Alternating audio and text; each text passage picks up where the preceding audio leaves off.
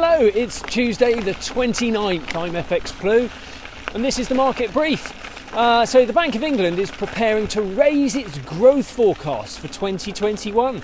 There's an outside chance that this may be a little premature, that they may be getting ahead of themselves slightly, because Sunak is also preparing to taper some of the lockdown support measures.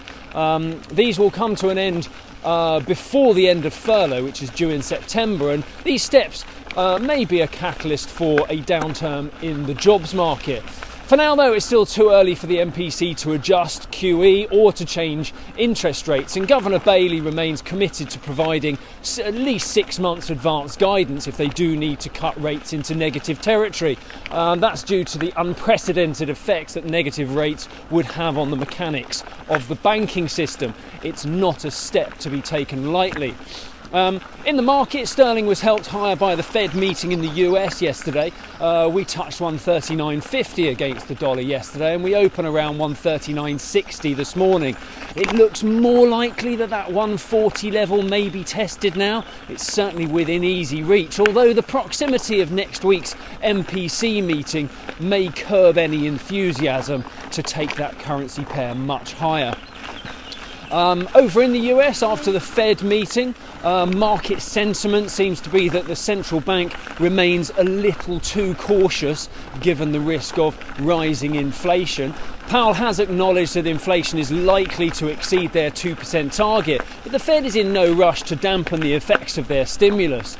Powell's press conference was pretty bullish on the recovery, but relatively unconcerned over inflation. He's also not too concerned about housing, with new and existing home sales potentially overheating. He did say that he's watching that closely due to lower supply and higher demand, but he sees a natural levelling off in demand over the coming months.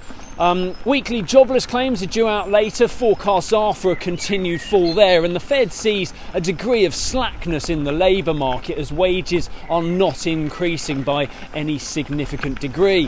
So overall, the FOMC seems more concerned that the recovery is uneven and incomplete than about any inflationary effect of their support. The dollar index took a bit of a knock down to about 90.55 yesterday. As the market was disappointed that the Fed didn't address how they plan to tackle rising inflation. Euro dollar touched a high of 121.35, and that's helping the ECB with their own inflationary pressures, as it's unlikely the ECB will need to reduce their support while the euro is riding so high. It'll have a natural dampening effect on European inflation. Right, well, that's it from me. Lovely day, glorious sunshine this morning. Hope you have a good one, and do join me again tomorrow.